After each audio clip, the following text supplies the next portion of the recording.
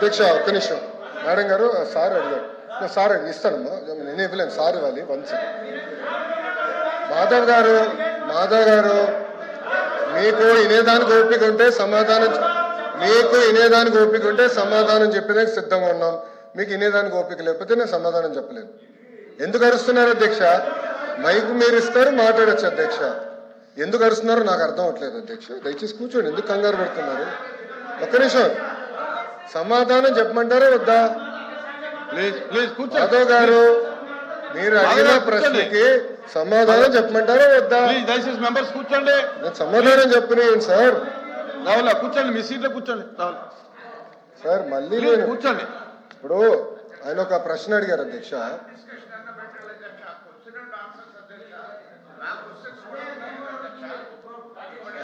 ఇప్పుడు అధ్యక్ష నన్ను సమాధానం చెప్పాలి అధ్యక్ష. ఎందుకంటే మంత్రి గారు మాట్లాడతారు. కూర్చోండి వీర్రాజు గారు కూర్చోండి. ప్లీజ్ మెంబర్స్ కూర్చోండి. అమ్మా మాట్లాడదు కూర్చో. అధ్యక్ష ఇప్పుడు అడిగిన ప్రశ్నకి నేను సమాధానం చెప్తున్నాను. ఓకే మీరు అడిగారు ఇంకా కొన్ని కంపెనీలు ఆంధ్ర రాష్ట్రానికి తీసుకురండి లేదంటే పక్క రాష్ట్రాలకు వెళ్తున్నాయి. ఎస్ ఇప్పుడు ఈరోజు భారతదేశంలో 100 రూపాయలు పెట్టుబడి వస్తే దాంట్లో సుమారుగా 25.3 రూపాయలు ఆంధ్ర రాష్ట్రానికి వస్తున్నాయి. 25 పూర్తి చేయండి సార్. కూర్చో స్వామి. సార్ వినవయ్య స్వామి. అదే గారు ఇప్పుడు ఓకే మరో సభ్యులు ఒకటి ఆలోచించాలి అధ్యక్ష. ఇప్పుడు ఒకసారి ఆలోచించాలి అధ్యక్ష. ప్లీజ్ మాధవ్ గారు లెక్కల్లోకి వెళ్తే 151 11 అయినాయి. టీమ్ 11 తయారైంది. అది కూడా మాట్లాడదామా, డిస్కస్ చేద్దామా? ఓకే మీ సీన్ రిపీట్ అవుతుంది. ఎందుకు కంగారు పడుతున్నావు అధ్యక్ష? ఇప్పుడు ఇట్లా వెళ్తే ఆనాడు హెరాస్ చేయలేదు అధ్యక్ష.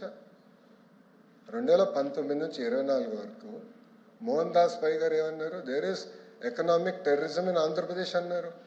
మీరు ఇట్లనే అమర్ రాజా బ్యాటరీని హెరాస్ చేస్తే వాళ్ళు వెళ్ళి ఎక్కడ పెట్టుబడులు పెట్టారు? తెలంగాణ రాష్ట్రంలో పెట్టుబడి పెట్టారు. వెళ్ళలేదు. ఎక్కడికి వెళ్ళింది ఆక్సిలర్ మిత్తల్? ఎక్కడికి వెళ్ళింది?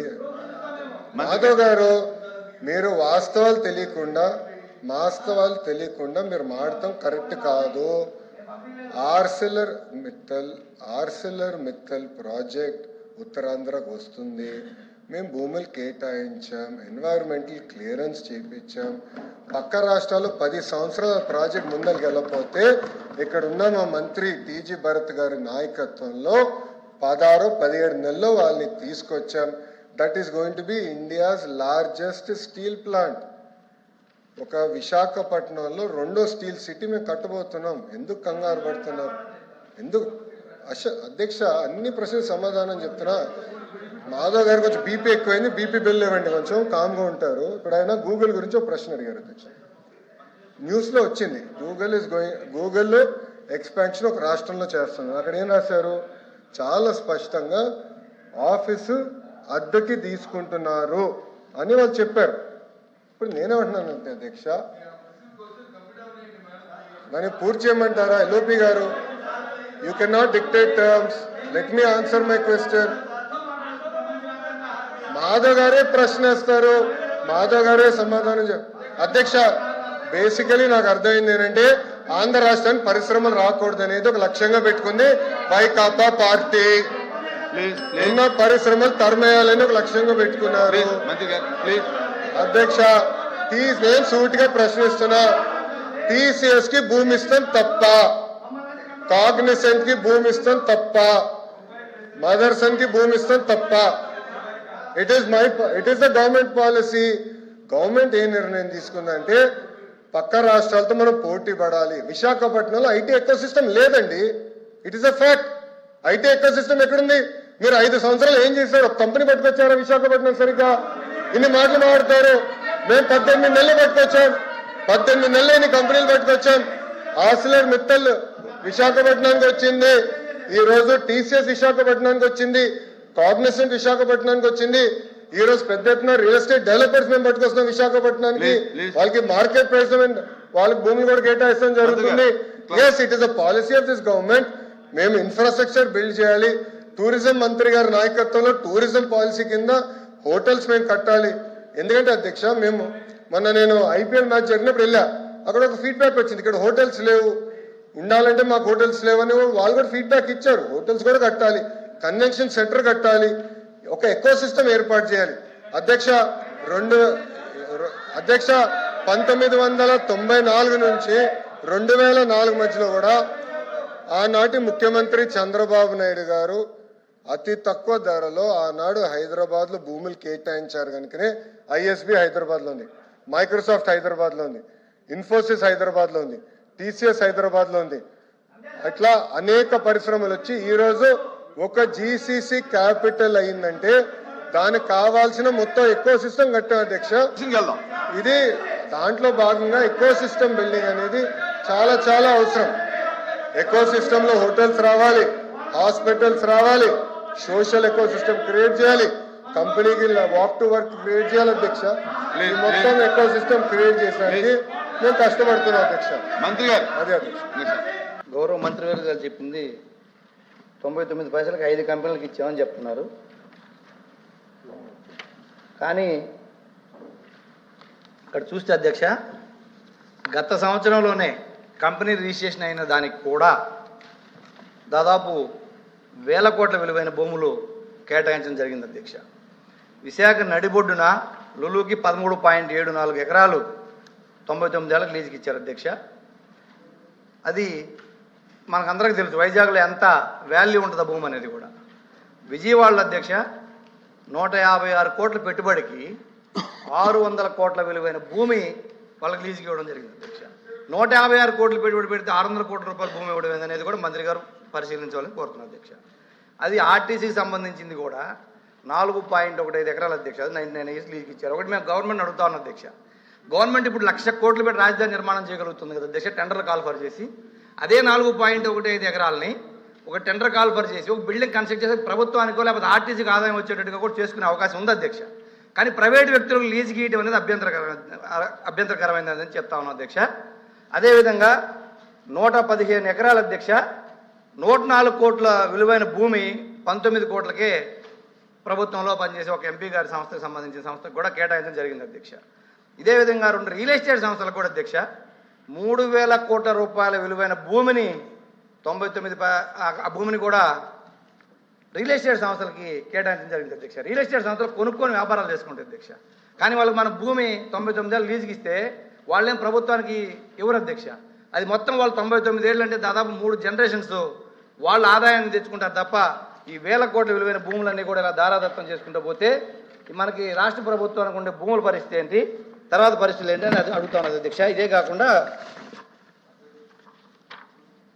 ఇంకోటి అధ్యక్ష, 5,000 కోట్ల విలువ చేసే 54.79 ఎకరాలు ఒక ఎడ్యుకేషన్ ఇన్స్టిట్యూషన్ ఆధీనంలో ఉంటే గత ప్రభుత్వంలో దాన్ని బయటకు తీసుకొచ్చారు అధ్యక్ష. కానీ దాని విలువ 5,000 కోట్లు ఉంటే సదరు సంస్థ యజమాని కాదు ఇది 1,000 కోట్ల రూపాయలు మాత్రమే విలువ చేస్తుంది అని చెప్పి ఆధార లెక్కలు ఒక పక్కన గవర్నమెంట్ ఆక్షన్లో పెట్టిన లెక్కలు తీసుకొచ్చి చెప్పారు అధ్యక్ష. అంటే మేము అడుగుతా ఉన్నాం ఈ సందర్భంగా, 1,000 కోట్ల రూపాయల విలువైన భూములు అయితే ఆక్యుపై చేసేదానికి ఏమన్నా దానికి వెసులుబాటు ఏమైనా కల్పించారా అని అడుగుతాను అధ్యక్ష. 5,000 కోట్లు అయితే ఆక్యుపై చేయకూడదు, 1,000 కోట్ల భూమి విలువ అయితే ఆక్యుపై చేయొచ్చు అని అడుగుతా ఉన్నా అధ్యక్ష. దీనికి ఎన్నో ఉన్నాయి అధ్యక్ష. 2011 జనవరి 28న జగ్పాల్ సింగ్ కేసులో సుప్రీంకోర్టు స్పష్టం చేసింది అధ్యక్ష, ఏ భూములు ప్రైవేట్ సంస్థలు ఇవ్వద్దు అని చెప్పింది అధ్యక్ష. 99 పైసలకి ఈ రాష్ట్రంలో ఏ కంపెనీలకి భూములు ఇచ్చారు, ఎంత భూమి ఇచ్చారు, ఎన్ని ఉద్యోగాలు వస్తున్నాయని ప్రశ్న అధ్యక్ష. ఓకే, ఏ సంస్థకి ఇచ్చారు, గతంలో ఎక్కడిచ్చారు, ఇప్పుడు ఎక్కడిచ్చారు, ఎవరు ఏం చేశారు డిస్కస్ చేద్దామంటే మీకు BSc ఉంది, ఒక రోజు పెట్టండి డిస్కస్ చేద్దాం. వచ్చిన ఏంటి అడిగారు, దానికి అన్నీ కలుపుకొని వెళ్ళడం వల్ల ఆన్సర్ కూడా సరిగ్గా రాదు. దయవుంచి మీరు కూడా అలాంటి మాట్లాడేటప్పుడు కంట్రోల్ చేయాలి అధ్యక్ష. మీరు చర్చకి పెట్టండి టోటల్గా గత 5 సంవత్సరాలు ఈ భూముల పరిస్థితి ఏంటి, ఇప్పుడు మేము ఎవరికి ఇచ్చాం, ఎందుకు ఇచ్చాం, దానివల్ల ఏంటి ఉపయోగాలు, ఏంటి ఫలితాలు అన్నీ డిస్కస్ చేద్దాం. ప్రస్తుతానికి సభ్యుడు క్లియర్గా అడిగింది 99 పైసలకి ఏ ఏ కంపెనీలకి ఎంత భూమి ఇచ్చారంటే మా మంత్రి గారు 5 కంపెనీలకి ఇచ్చాం, ఎంత భూమి ఇచ్చాం, ఇన్ని ఉద్యోగాలు వస్తున్నాయని చెప్పి స్పష్టంగా చెప్పారు. దానికి ఫర్దర్గా ఏముంటే అడగాలి తప్ప అన్నీ అడగమంటే మాకేం అభ్యంతరం లేదు. ఇది అయిన తర్వాత బీఎస్సీ మీరు పిలుస్తారు, అందరూ ఉంటారు, అందులో ఒక గంట అరగంట డిస్కస్ చేయండి, పెట్టండి, డిస్కస్ చేద్దాం, ఎవరేం చేసాం మొత్తం డిస్కస్ చేస్తే అన్ని వాస్తవాలు ప్రజలకు తెలియజేద్దాం. అభ్యంతరం ఏమి లేదు, కానీ క్వశ్చన్కి కన్ఫర్మ్ కామని చెప్పి కోరుతున్నాం.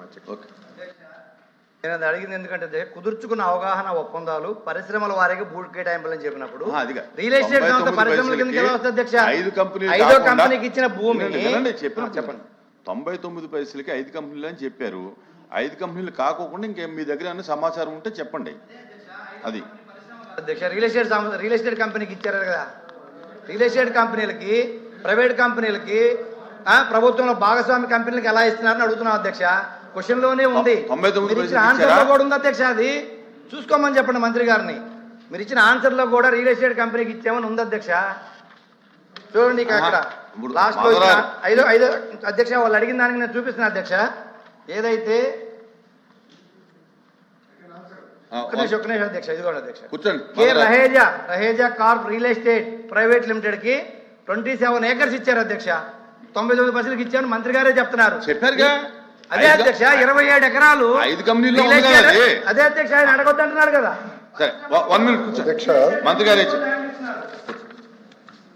మాధవ్ గారు చాలా ఉత్తమ మేధావి అధ్యక్ష. అమెరికాలో కూడా చదివారు అనుకుంటా అధ్యక్ష. హైదరాబాద్లో రహేజా మైండ్ స్పేస్ అని క్రియేట్ చేశారు. దాంట్లో 97 ఎకరాలు ఆనాడు చంద్రబాబు నాయుడు గారు వాళ్ళకి కేటాయిస్తే 21 బిల్డింగ్, దాంట్లో 10 million square feet వాళ్ళు కడతాం జరిగింది అధ్యక్ష. ఈ ఒక్క మైండ్ స్పేస్లో 1,00,000 మంది ఒక ఐటీ రంగంలో పని చేస్తున్నారు. వీళ్ళు ఇప్పుడు రహేజా కానివ్వండి, ఏఎన్ఎస్ఆర్ ఏం చేస్తారంటే, ఇప్పుడు ఒక company GCC global capability centre create చేయాలనుకుంటే ఆ గ్లోబల్ కేపబిలిటీ సెంటర్ కావాల్సిన బిల్డింగ్లు భవనాలు కట్టి వాళ్ళకి అద్దెకిస్తాం జరుగుతుంది అధ్యక్ష. They are part of the ecosystem. ఇప్పుడు ఇక్కడ హైదరాబాద్లో ఉన్న మైండ్ స్పేస్లో ఎవరున్నారో ఒకసారి నేను వివరిస్తాను అధ్యక్ష. టెక్నాలజీ రంగంలో Amazon, Accenture, Cognizant, IMD, AMD కొన్ని పేర్లే చదువుతున్నారు అధ్యక్ష. ఫైనాన్స్ రంగంలోకి వచ్చగల JP Morgan Chase, Bank of America, HSBC, UBS అధ్యక్ష.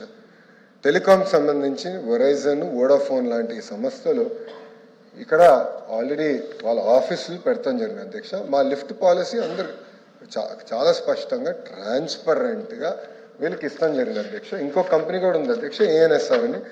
గౌరవ సభ్యులు కంపెనీ గురించి తెలియకపోవచ్చు. ఏఎన్ఎస్ఆర్ అన్న కంపెనీ కూడా అధ్యక్ష, వీళ్ళు కూడా వాళ్ళు they design, build, manage and scale global capability centres అధ్యక్ష. వాళ్ళతో సుమారుగా నేను 3 జూమ్ కాల్స్ పెట్టుకున్నాను. జూలై 8వ తారీఖు నాడు, అంటే 2025 నేనే పర్సనల్గా వాళ్ళ ఆఫీస్కి వెళ్ళి వాళ్ళు బెంగళూరులో కట్టిన జీసీసీ సెంటర్ని ఒక సిటీలా కట్టారు అధ్యక్ష. అక్కడికి వెళ్ళి నేను స్వయంగా కూడా చూశాను. ఒకరోజు నేను వెళ్ళాను, అక్కడ లోవ్ అన్న యుఎస్ రీటైలింగ్ కంపెనీ జీసీసీకి వెళ్ళాను అధ్యక్ష. They are creating products for the world, services and products for the world. ఈ యొక్క కంపెనీ అధ్యక్ష 150 జీసీసీస్, భారతదేశం 150 జీసీసీస్ వీళ్ళు కడతాం జరిగింది అధ్యక్ష. సుమారుగా 1,40,000 మంది ఆ 150 జీసీసీస్లో పనిచేస్తాం జరిగింది అధ్యక్ష. అధ్యక్ష పెప్సీ, మ్యారియట్, అదేవిధంగా Target, Lowe's, Delta Airlines, Wells Fargo, Best Buy, H and M ఇలా అనేక కంపెనీలు జీసీసీ వీళ్ళు కడతాం జరిగింది అధ్యక్ష. సో ప్రతి పాలసీ, ప్రతి కంపెనీని థరోగా రివ్యూ చేసి ఎస్ఐపిసి అని ఉంటుంది అధ్యక్ష, అక్కడ అధికారులు కమిటీ అధ్యక్ష. దాని తర్వాత ఎస్ఐపిబి ఉంటుంది అధ్యక్ష, అది గ్రూప్ ఆఫ్ మినిస్టర్స్ కమిటీ అధ్యక్ష. దాని తర్వాత క్యాబినెట్కి వస్తుంది. క్యాబినెట్లో డిస్కస్ చేసిన తర్వాత క్యాబినెట్ అప్రూవల్తోనే ఇవన్నీ చేస్తాం జరుగుతుంది అధ్యక్ష. ఇక్కడ ఈ 99 పైసలకి గతంలో కూడా నేను ఛాలెంజ్ చేశాను అధ్యక్ష. ఇదే హౌస్లో వేరే కంపెనీల పేర్లు తీసుకొచ్చారు. ఆ రోజు ఛాలెంజ్ చేసి ఆ కంపెనీకి ఇచ్చానని మీరు నిరూపిస్తే I'm ready to resign on this floor of this house అని ఆనాడు నేను చెప్పాను అధ్యక్ష. తీసుకురాలేకపోయారు. ఇచ్చిన ప్రతి కంపెనీ కూడా క్రెడిబిలిటీ ఉన్న కంపెనీ, బ్యాక్గ్రౌండ్ ఉన్న కంపెనీ తప్ప ఎవరు అయానా గయానా పోతే ఇచ్చేదానికి మేము సిద్ధంగా లేము అధ్యక్ష. ఇంకా క్లోజ్ చేయండి. ఏంటి కుదరదు?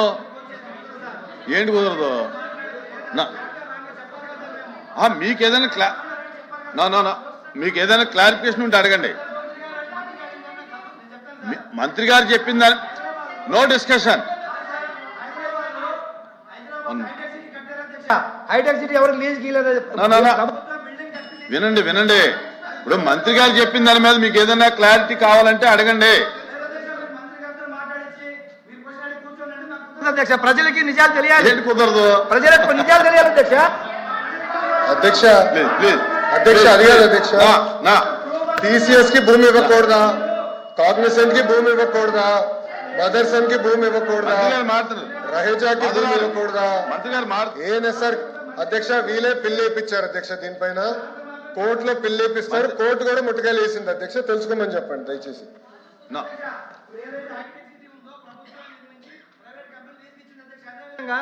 ఇప్పుడు అధ్యక్ష మేము తీసుకొచ్చిన డేటా సెంటర్ ని వాళ్ళు కూడా దాన్ని అరే ఇది డిస్కషన్ కాదండి. చూడండి క్వశ్చన్ వేరు ఇది వేరు. Please conclude. Question number 14237 minister for Durgesh గారు. నా 65,000 మందికి అధ్యక్ష 5 కంపెనీలు అధ్యక్ష 5 కంపెనీస్. ఆ లక్ష్యం 5 లక్షల ఉద్యోగాలు. ఒక ఐటీ రంగంలో 5 లక్షల ఉద్యోగాలు ఒక విశాఖపట్నంలో కల్పించాలనేది, అది కూడా 2029 లోపల కల్పించే లక్ష్యంతో మేము అందరం పనిచేస్తున్నాం అధ్యక్ష. 18 నెలలైంది, 19 నెలలైంది ప్రభుత్వ అధికారంలోకి వచ్చి. మేము అధ్యక్ష ప్రశ్న అడిగారు, ప్రశ్న సమాధానం చెప్పాలి అధ్యక్ష. వినేదానికి సిద్ధంగా లేకపోతే నేను కూర్చుంటాను అధ్యక్ష. ప్రశ్న అడిగిన తర్వాత వాళ్ళకి నచ్చపోవచ్చు, అరే ఇన్ని ఉద్యోగాలు వస్తున్నాయి అనేది వాళ్ళకి నచ్చపోవచ్చు, ఇన్ని కంపెనీలు వస్తున్నాయని నచ్చపోవచ్చు. నన్ను ఏం చేయమంటారు అధ్యక్ష? ఒక్కొక్క కంపెనీ మేము పట్టుకొస్తున్నాం, పెద్ద ఎత్తున పెట్టుబడులు తీసుకొస్తున్నాం. 25.3% భారతదేశంలో పెట్టుబడులు ఈరోజు ఆంధ్ర రాష్ట్రంగా వస్తున్నాయి. ఇక్కడున్న సహచారం అధ్యక్షులు మా బీసీ జనార్దన్ రెడ్డి గారు, టీజీ భరత్ గారు, దుర్గేష్ గారు, మేమందరం ఒక జీవోఎంలో ఉన్నాం. మేమందరం కలిసికట్టుగా చేస్తున్నాం కనుకనే ఈ రోజు ఇంత పెద్ద ఎత్తున పెట్టుబడులు వస్తున్నాయి, పరిశ్రమలు వస్తున్నాయి, 20 లక్షల ఉద్యోగాలు మేము కల్పిస్తాం అధ్యక్ష. హలో